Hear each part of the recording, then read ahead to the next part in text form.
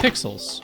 They're the invisible little dots that allow millions of pulses of electricity each second to be turned into the colorful set of images that you're seeing on your screen right now.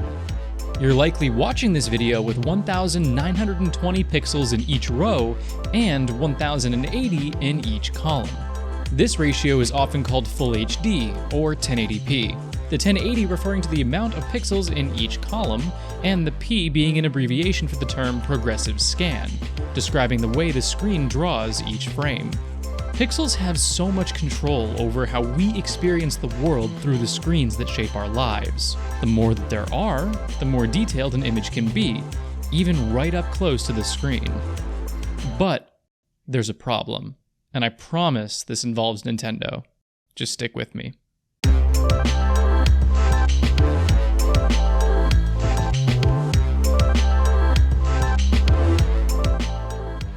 Let's say you have a huge TV, right? Like, absurdly large. Let's say 100 inches. At this size, Full HD content looks a bit not good. It's very pixelated and the details are lost in a choppy, blurry mess unless you're really far away from the picture, at which point you might as well not have a 100-inch screen anyway. You come to the conclusion that you want to double the amount of pixels in each column and row on the screen to get a better picture. With that in mind, you go out to your local electronics store and buy a brand new TV that has 3,840 pixels in each row and 2,160 in each column. You get it home, set up, and boom! Your image quality is doubled, right? Wrong. While you've doubled the amount of pixels in each dimension, the actual number of total pixels on the screen has quadrupled, not doubled, from around 2 million to just over 8 million. This means that you now have a picture quality that's actually 4 times more detailed than before, not 2.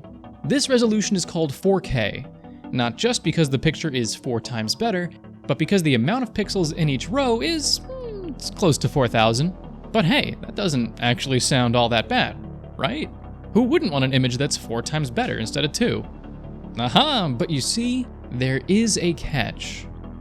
Because the image is 4 times more detailed, that means that it's now 4 times harder to draw the entire picture. Let's say that, instead of watching movies or streaming shows, you decide to play a game. The difference between watching a show and playing a game is that, instead of drawing an image with predetermined frames in a predetermined way, games create each frame dynamically in real time. Nothing is pre-decided or pre-rendered outside of maybe cutscenes, meaning that each pixel in each frame is decided and drawn the instant it is needed, and a computer needs to be able to change its mind lightning fast to keep things feeling smooth. For example, a computer that's able to draw 2 million pixels 60 times a second might only be able to draw 8 million pixels around 15 times a second, and that's going to result in a very choppy, laggy image. If you want better quality at a playable frame rate, that requires better hardware. Better hardware requires more space and more power, and thus generates more heat. Not to mention, better hardware is more expensive, especially right now when electronic components are hard to get. These are the problems faced by the companies that make computer parts that deal with image quality, like Intel, Nvidia, and AMD. How do you keep making things better with as few compromises as possible and as cheaply as possible?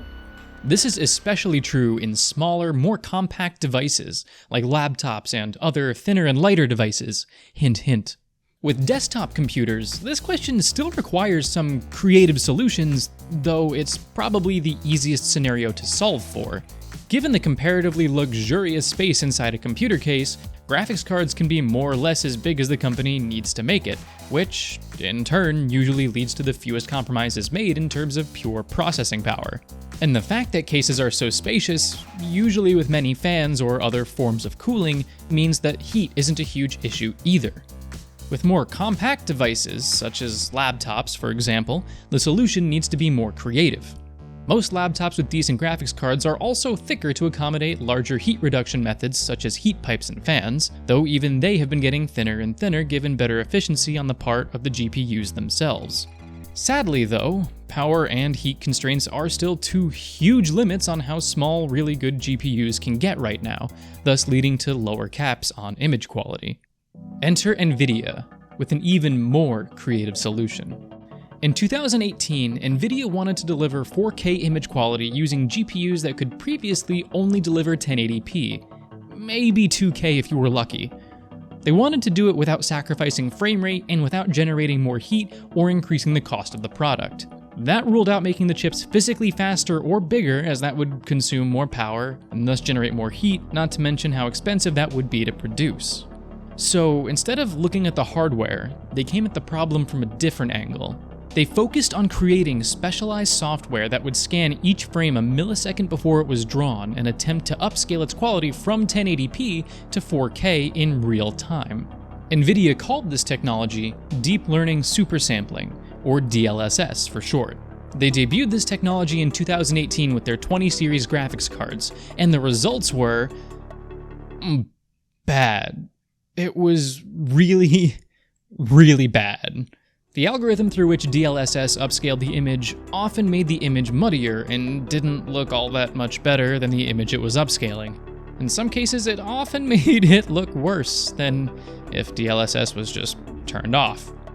Needless to say, no one wanted to use this feature for quite a while, but NVIDIA still believed that this was something worth working on. Fast forward to April of 2020, and NVIDIA is announcing their new 30 series lineup of GPUs. Alongside them is a new and improved version of DLSS, very cleverly named DLSS 2.0. And this time, it was actually impressive.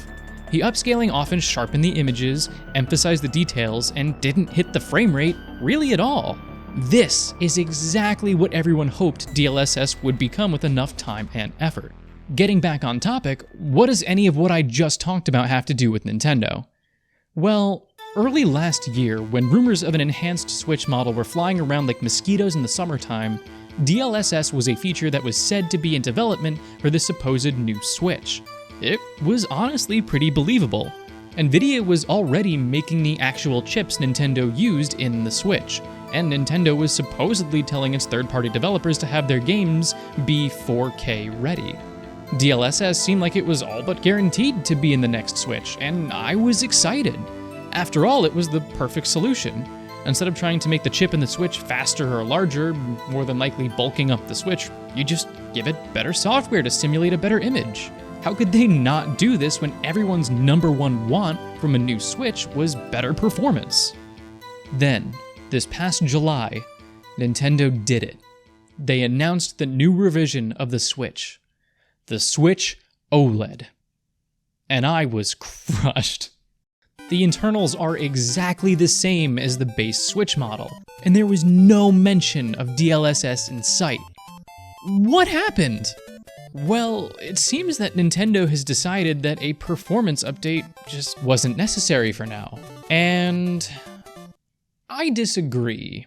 I don't know if Nintendo is currently designing a true successor to the Switch, whether that be the Switch Pro or Switch 2 or Switch XL, go watch that video. But I hope they are, and I'd like to make my case for Nintendo including DLSS, or at least something like it, in the next model.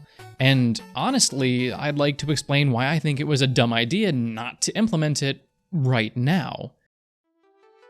Let's start with a game, Monster Hunter Stories 2.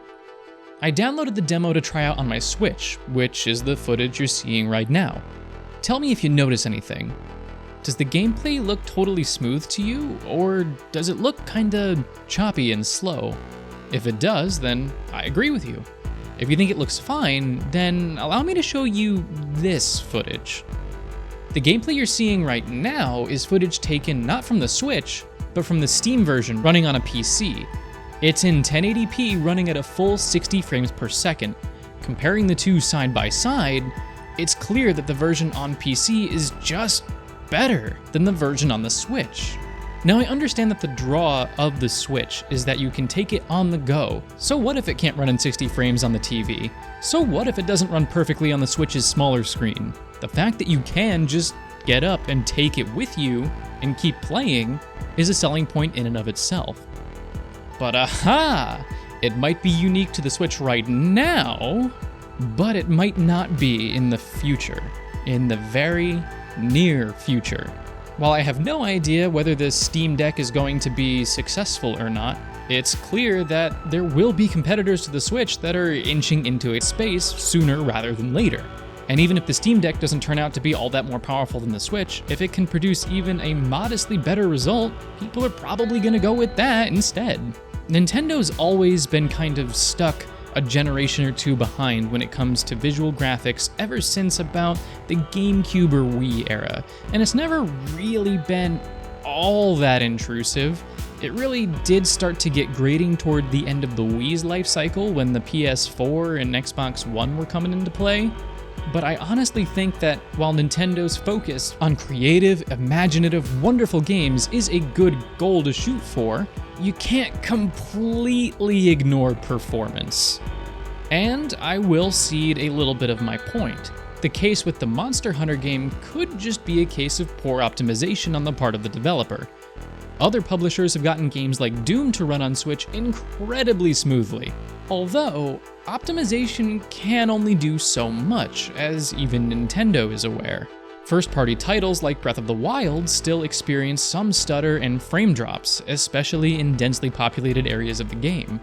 Another entry in the Zelda series that has this problem is Hyrule Warriors. It suffers from massive frame drops when fighting lots of enemies at once, which, given the game, is often. Even if this problem doesn't truly bother you personally, the fact of the matter is that the Switch came out 4.5 years ago now, and I think it's finally starting to show its age. Again, even if you don't personally mind it, you at least have to acknowledge that it exists. AMD, the company that makes the GPUs for Sony and Xbox's game systems, the PS5 and the Series X, had only just released their current Ryzen series of computer chips at around the same time the Switch launched. Here is the difference between the power of one of those first-generation chips and what AMD is making now with their 5th generation. It's an average of 30 to 50% more powerful for the exact same cost. I mean, theoretically, if you can find one for that cheap, because electronics. Even getting a small portion of that boost in performance would do wonders for extending the Switch's life cycle. And I'll admit, I want the Switch around for as long as humanly possible. I personally believe that its dual-purpose design is much more than a gimmick and truly changes the way we play our games. And Nintendo is... So, the Wii Remote, you see with Wii Motion Plus, the Wii Remote becomes my sword. Well, they're Nintendo, and they don't like to linger on one idea for too long, even if it is making them barrels upon barrels of money. I can only hope that the lack of DLSS or a more powerful chipset right now means that it is still coming, just later down the line in a more hefty Switch revision that keeps everything I like about the console alive and well. But for now, all I can do is hope.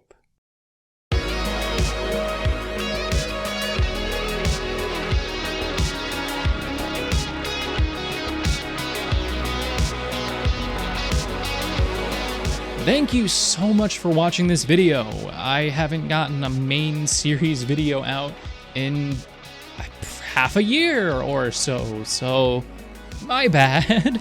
Some things have changed in that time. I've ditched the YouTube membership thing that they had going on, and I've moved over to Patreon. If you'd like to support me on Patreon, I have a couple of tiers over there.